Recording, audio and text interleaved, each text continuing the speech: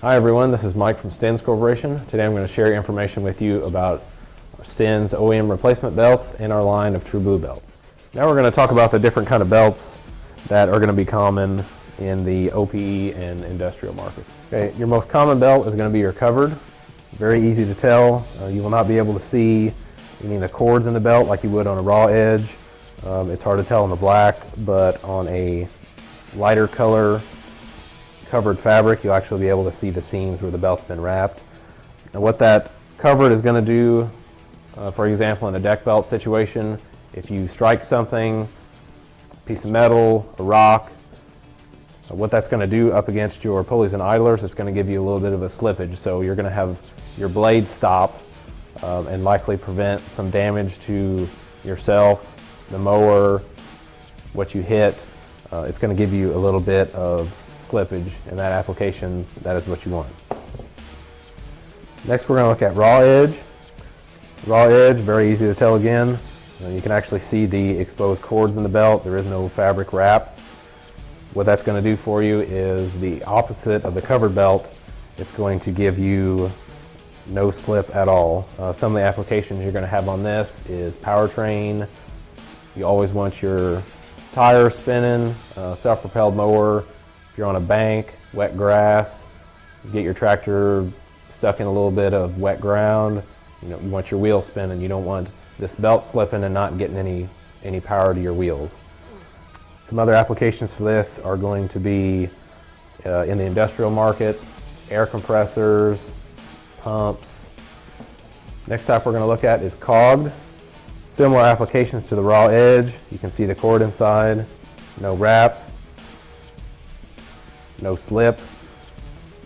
Some applications for this are going to be zero-turn hydro belts, where some of them go to raw, some of them go to cogged. There is a slight advantage having a cogged belt to get even a little bit more tacticity on the belt against your pulleys to make sure you don't get any slip on there. Seeing more and more of powertrains going to a cogged belt. Next one we're going to look at is the double V. Now this application right here, this is a John Deere replacement deck belt. Double V. This one is a raw edge. See the cord exposed. You're going to see these both ways, raw edge and covered.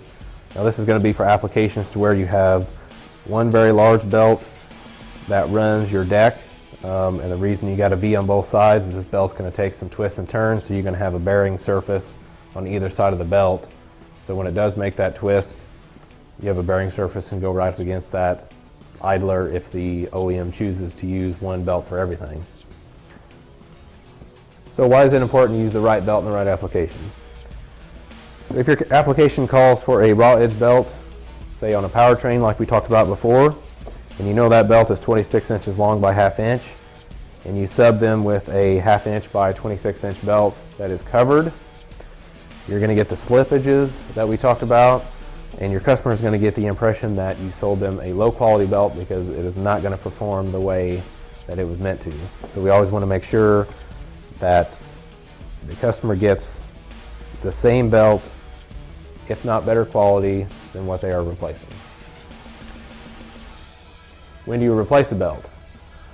And most oftentimes your OEM owner's manual will give you timetables for when to replace belts. Some things you can look at: if there's any kind of fraying, the belt looks like it's started to dry rot because it's been in storage on your off season, any kind of cuts, tears, anything like that, perfect time to do a belt replacement. Otherwise you want to consult your OEM owner's manual, and there'll be a chart in there to tell you what increments to replace your belts. Lastly, we're going to talk about our TruBlue belts. Now this is our whole size belt line, available in 3/8, 1/2 inch, and 5/8 width.